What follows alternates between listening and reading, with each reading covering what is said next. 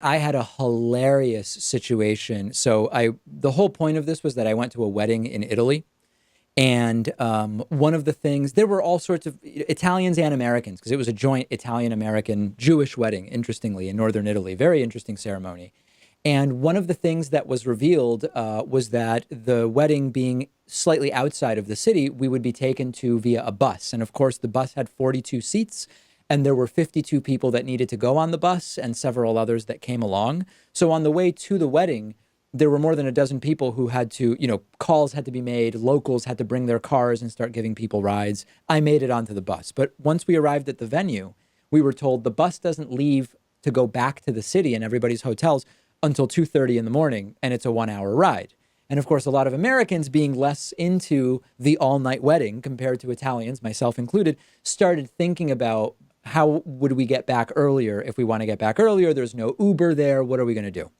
So around midnight, or 12:30, I think it was, the wedding started at 4 p.m. Around 12:30, myself and my girlfriend and another couple, we said, let's get ourselves a taxi.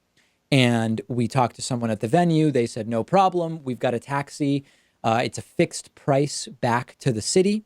They'll be here in 20 minutes. They show up.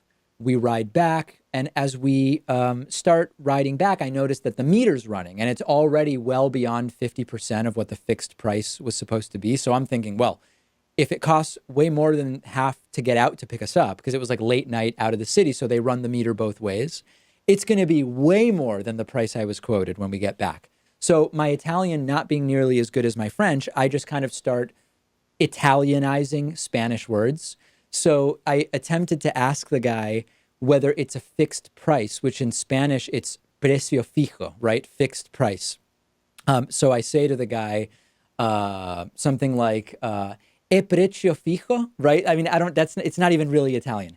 And the guy, and I later found out that that J sound is not even a sound in Italian. Like fijo can't be a word in Italian because that sound doesn't exist. And the guy looked at me and he said, fijo e que senso, meaning fijo in what sense? Which of course he's not saying, that's not a word, buddy. And I just started signaling with my hands to try to sort of say like, fixed in some way. And then he says, fiso. And I say, yes, that's what I mean. And we figured out that it was indeed a fixed price, but he just has to run the meter anyway as a result of that. So my Spanish Italian was a sight to be seen for sure. Yeah, that all sounds really cool. I mean, can you generally just do that? You just take Spanish and slightly pronounce the words a little bit differently, and then boom, you have Italian? Because, hey, if you're trying to learn two languages at one time, Spanish and Italian may be the way to go. It's very similar, and if people speak slowly, the most common thing I was saying was slowly and again, please. And then I would basically understand 85% of what they were saying, but I just don't know the words. Like, I actually studied French, so I'm much more able to actually speak in French than I am Italian, even though I can understand much more Italian because it's just so similar to Spanish.